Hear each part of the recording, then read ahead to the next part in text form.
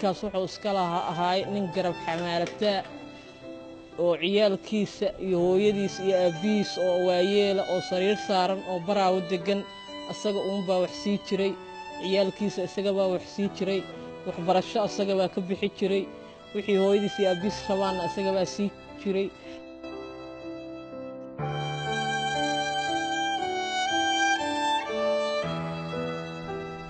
waxaa jooga guri uusan hadda joogin ninkii lahaa. ilaahay ha u naxariisto wuxuu u hoyday gurigiisii dhabta ahaa. aabe cabdiraxmaan cali maxamed wuxuu caan ku ahaa magaca Buraale. ubadkiisa ayaan maanta soo booqday iyo gurigiisa. ilaahay ha u naxariisto waxa uu ka tagay 10 caruur ah oo hadda cunuga 11aad uu caloosha ku jiro. ilaahay qabrigiisa ha waasiciyo, laakiin waxa uu ka mid ahaa dadkii Soomaaliyeed ee ku nafwaayay xasuuqii ka dhacay Soobe oo hadda lagu magacaabay isgoyska 14 Oktoobar.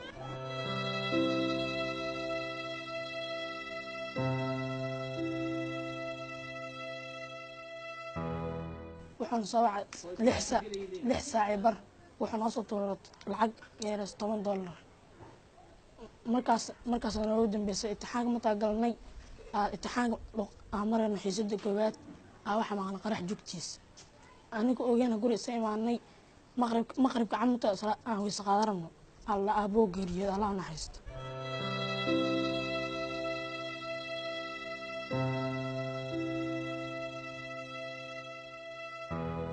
abe alla naxariisto maadaama oo dhintay haddana waxa uu aqriyaa qolkii abe bismillaahir rahmaanir rahiim wal 'asr innal insaana lafii khusr إن الذين آمنوا وعملوا الصالحات وتواصوا بالحق وتواصوا بالصبر صدق الله العظيم.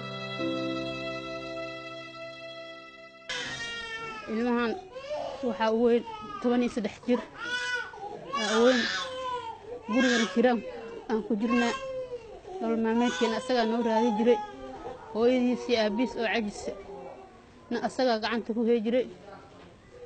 ilaahay aan leenahay subxaanahu wa ta'aala waxbarasho waxaa dhigtay 3 wiil inta kalena waxay dhigtaan dugsi maantana cid u maqan ma laha. marka waxaan ka codsanayaa ummadda Soomaaliyeed inay ciddaas soo caawiyaan. guri kiraa waa degan yihiin marxuumkii dhimanaya asaga lacag aad u fara badan oo ilmihiisu ay cuneen waa lagu leeyahay oo deyna oo dad soo sheegteen. waxaan ka codsanayaa caalamka iyo ummadda Soomaaliyeed oo dhan ciddaas la soo taageero.